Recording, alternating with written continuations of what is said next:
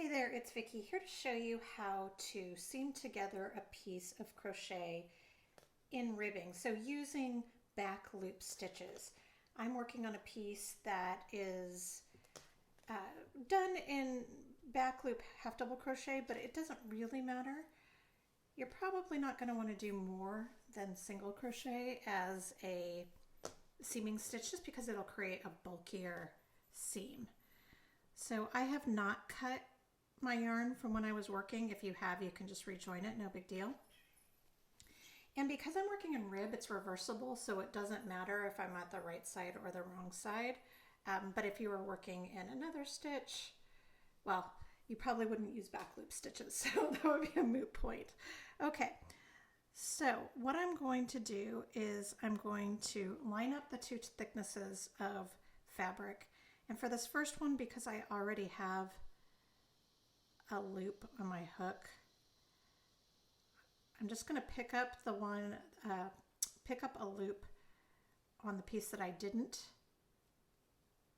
have a loop already, and I'm going to just single crochet it. So now I'm all joined the way I want to be. Okay, so what I'm going to do now is I'm working from with the end where I started with my chain.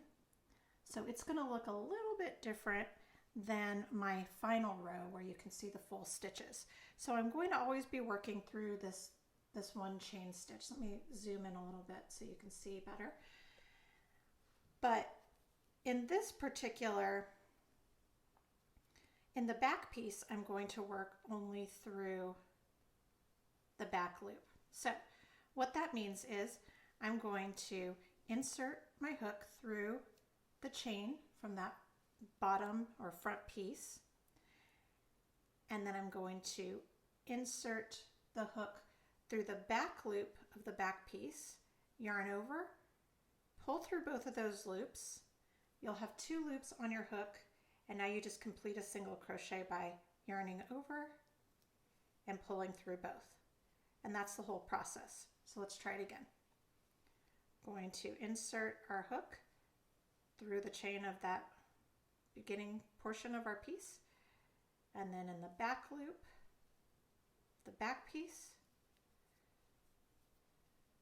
in a weird, you might see I didn't go through all the plies there, so I'm going to pull out from there and try again. You want to make sure that you get under all the plies of that one back leg of the stitch. All right, so we're going to yarn over, pull a loop through both of those, yarn over, pull through two. And that's all there is to that. You'll just use this method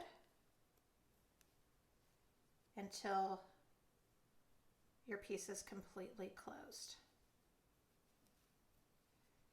And this will now be the inside of the piece, the wrong side. But when you flip over, you can see that now there's uninterrupted ribbing. Super easy, and I think it gives you a lot of satisfaction seeing that come together that way. If you have any questions, please just post them in the comment section, or you can always email patternsupport@yarnyay.com. Thanks.